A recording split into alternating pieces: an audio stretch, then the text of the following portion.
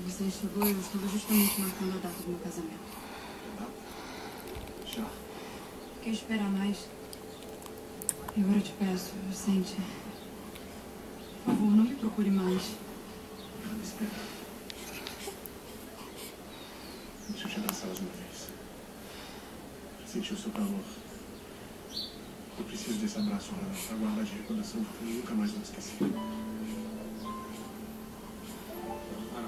Só depois de uma mamada, como é que ele fica? É sua obrigação. Sim. Eita, que sorriso mais gostoso, mãe. Um sorriso muito gostoso, mamãe.